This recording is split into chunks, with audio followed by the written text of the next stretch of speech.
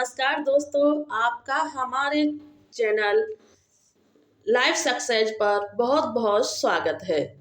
आज हम इस क्लास में राजभाषा के विकास से संबंधित महत्वपूर्ण बिंदुओं को हल करने वाले हैं, जो कि हिंदी की सभी प्रतियोगी परीक्षाओं के लिए बहुत ही उपयोगी साबित होंगे।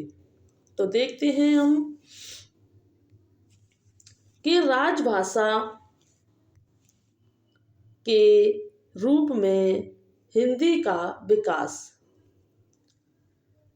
जिस भाषा में शासन काम काज संपादित होता है, मतलब जिस भाषा में शासन का काम काज संपादित होता है, उसे राजभाषा कहते हैं।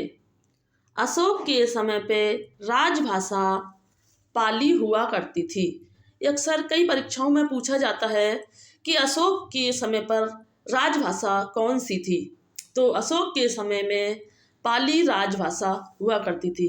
यह क्लास परीक्षा की दृष्टि से बहुत महत्वपूर्ण है, इसलिए इसे बीच में मिस न स्किप करने की गलती बिल्कुल भी ना करें। राजस्थान में 11वीं से 15वीं शताब्दी के मध्य पुरालेखों से पता चलता है कि उस समय हिंदी मिश्रित संस्कृत राजभाषा थी।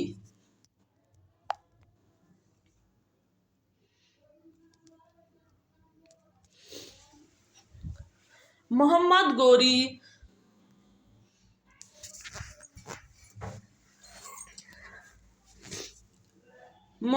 गोरी से लेकर अकबर तक हिंदी राजभाषा थी। अकबर के शासनकाल में मंत्री टोडरमल के आदेश से फारसी राजभाषा घोषित की गई थी। तो मोहम्मद गोरी से लेकर अकबर तक किसको राजभाषा माना गया? तो मोहम्मद गोरी से लेकर अकबर तक हिंदी राजभाषा थी। तो यह भी बहुत पूछा जाता है कि अकबर के शासनकाल में कौन सी राजभाषा थी। तो अकबर के समय तक हिंदी राजभाषा थी और अकबर के शासनकाल में मंत्री टोडरमल के आदेश से फारसी को राजभाषा घोषित किया गया था।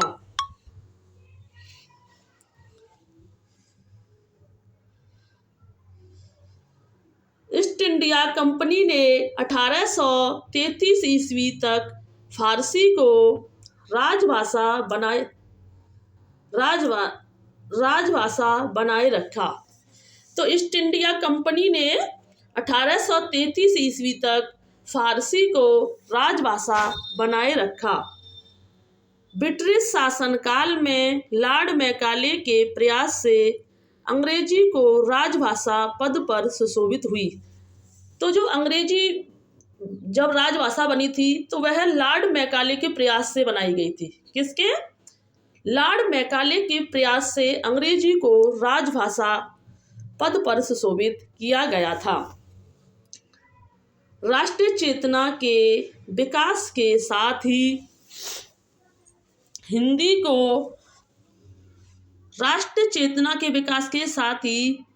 को राजभाषा और राष्ट्रभाषा बनाने की जोरदार मांग उठी थी। क्या? राष्ट्रीय चेतना के विकास के साथ ही हिंदी को राजभाषा और राष्ट्रभाषा बनाने की जोरदार मांग उठी थी।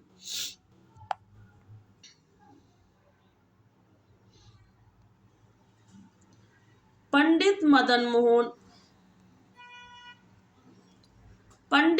मोहन मालवीय के सतत प्रयत्नों से वर्ष 1901 में तथा संयुक्त प्रांत की कचहरी की भाषा के रूप में हिंदी को उर्दू के समान अधिकार मिला था। तो यह अक्सर पूछा जाता है कि हिंदी को उर्दू के समान अधिकार किसके प्रयासों से मिला था? तो यह मदन मोहन मालवीय जी के सतत प्रयत्नों से 1901 में संयुक्त प्रांत की कचहरी की भाषा के रूप में हिंदी को उर्दू के समान अधिकार मिला था। भारतवर्ष के लिए हिंदी राजभाषा का नाम सबसे पहले मदन मोहन मालवीय ने सुझाया था।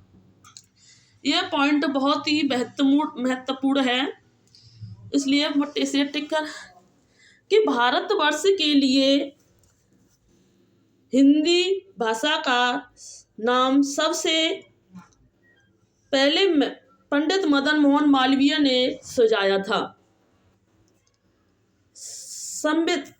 संविधान सभा में हिंदी को राजभाषा बनाने का प्रस्ताव गोपाल स्वामी अयंगर ने प्रस्तुत किया था। किसने?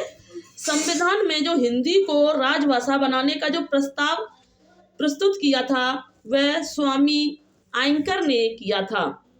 भारतीय संविधान में हिंदी को 14 सितंबर 1949 को मान्यता प्रदान की गई थी। तो यह पॉइंट भी बहुत महत्वपूर्ण है, यह कई परीक्षाओं में पूछा गया है कि हिंदी को राजभाषा के रूप में कब मान्यता मिली थी। तो हिंदी को 14 सितंबर 1949 को राजभाषा के रूप में मान्यता प्रदान की गई थी।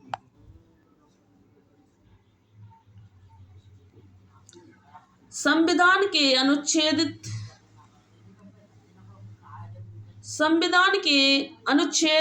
343 के अनुसार संघ की राजभाषा हिंदी और लिपि देवनागरी है। क्या है? संविधान के अनुच्छेद 343 के अनुसार संघ की राजभाषा हिंदी और लिपि देवनागरी है।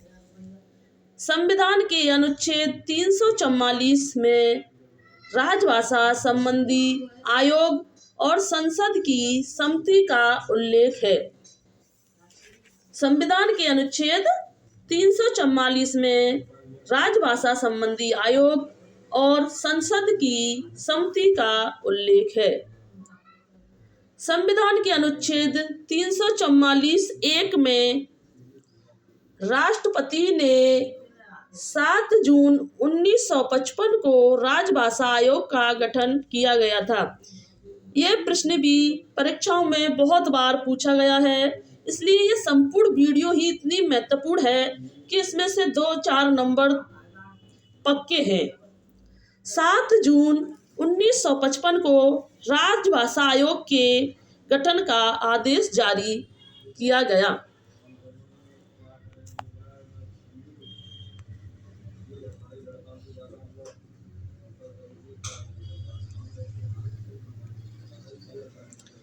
संविधान के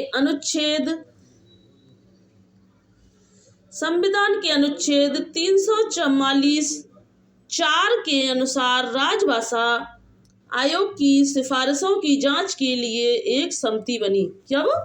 344(4) के अनुसार राजभाषा आयोग की सिफारिशों की जांच के लिए एक समिति बनी, जिसमें लोक भाषा के 20 तथा राज्य भाषा के 10 कितने थे? जिसमें लोक भाषा के 20 सदस्य और राजभाषा के 10, इस प्रकार इसमें कुल 30 सदस्य थे। तो जो राजभाषा आयोग की जो समिति बनी थी, इसमें लोक भाषा के 20 तथा राज्य भाषा के 10 सदस्य थे। इस प्रकार इसलिए इस पूरी समिति में कुल 30 सदस्य थे। यह प्रश्न भी बहुत परीक्षा में पूछा जाता है और ये जो है यह प्रश्न कहीं ढूंढने से भी आसानी से नहीं मिलते हैं। राजभाषा आयोग के प्रथम अध्यक्ष बाल गंगाधर खेड़ थे। कौन थे? राजभाषा आयोग के जो प्रथम अध्यक्ष थे वो बाल गंगाधर खड़े थे। आयोग की प्रथम बैठक 15 जुलाई 1955 को हुई थी। कब हुई थी? आयोग की जो प्रथम बैठक हुई थी वह 15 जुलाई 1955 को हुई थी। संविधान का अनुच्छेद 345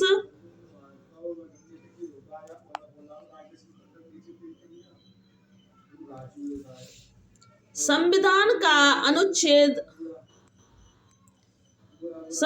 का अनुच्छेद 345 राज्य में प्रयुक्त होने वाली भाषाओं में किसी एक या अनेक हिंदी को शासकीय प्रयोजनों के लिए अंगीकृत करने से संबंधित है। किससे है? 345 जो है वो राज्य में प्रयुक्त होने वाली भाषाओं में से किसी एक या अनेक हिंदी को शासकीय प्रयोजनों के लिए अंगीकृत करने से संबंधित है। संविधान के अनुच्छेद 346 के अनुसार एक राज्य तथा दूसरे राज्य के मध्य राज्य व संघ के मध्य संचार की वही भाषा होगी जो उस समय संघ की राजभाषा होगी।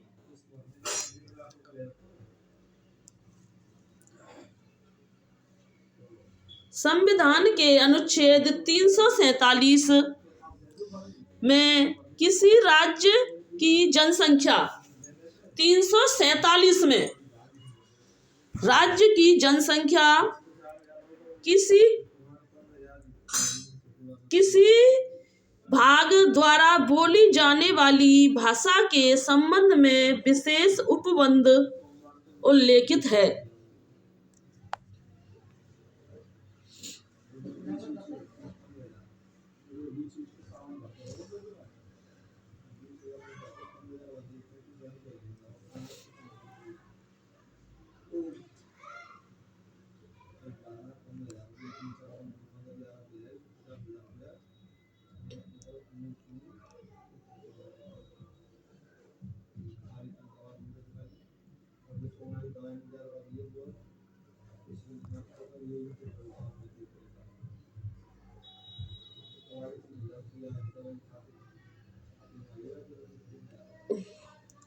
ये थोड़ी सी डिस्टर्ब हो गई है उसके लिए माफी चाहते हैं।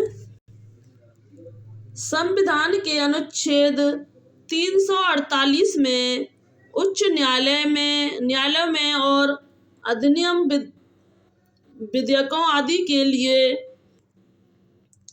संविधान के अनुच्छेद 348 में उच्चतम न्यायालय उच्च न्यायालयों में अधिनियम विधेयकों आदि के लिए प्रयोग की जाने वाली भाषा उल्लेखनीय है। संविधान के अनुच्छेद 349 में भाषा संबंधी विधियों के अनियमित करने के लिए विशेष प्रक्रिया का उल्लेख है। किसका?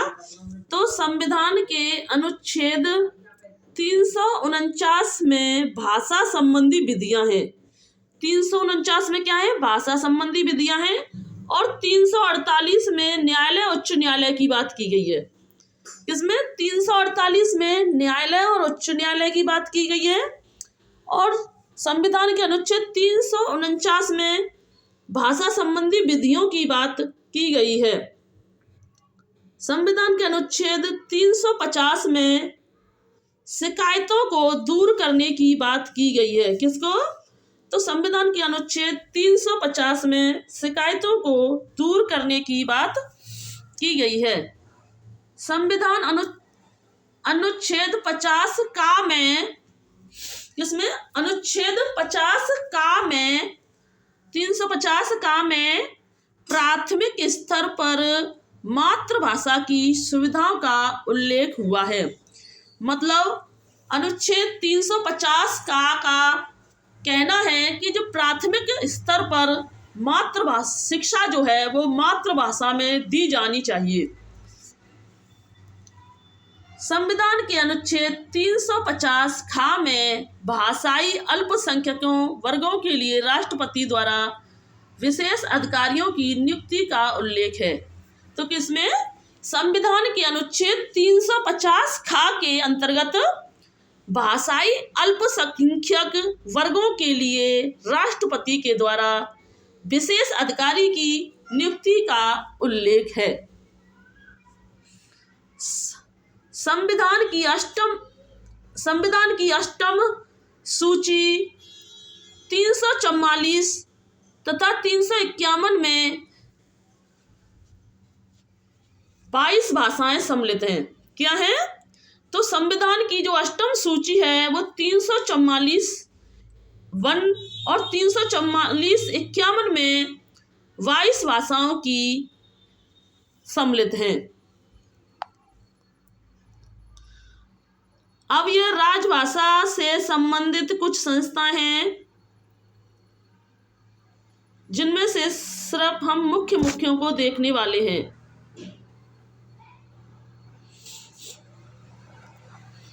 तो राजभाषा के विकास से संबंधित कुछ संस्थाएं हैं, जैसे इसमें है महत्वपूर्ण है साहित्यिक अकादमी। कहाँ है वो? नई दिल्ली में। साहित्यिक अकादमी कहाँ पर है? तो नई दिल्ली में है, जिसकी स्थापना 1954 में हुई थी। तो साहित्यिक अकादमी नई दिल्ली की स्थापना कब हुई थी? तो यह 1944 में हुई थी। केंद्रीय हिंदी निदेशालय दिल्ली की स्थापना कब हुई थी? तो 1960 में हुई थी। केंद्रीय निदेशालय नई दिल्ली की स्थापना 1960 में हुई थी। इसमें वैसे ज़्यादा महत्वपूर्ण नहीं है, इसलिए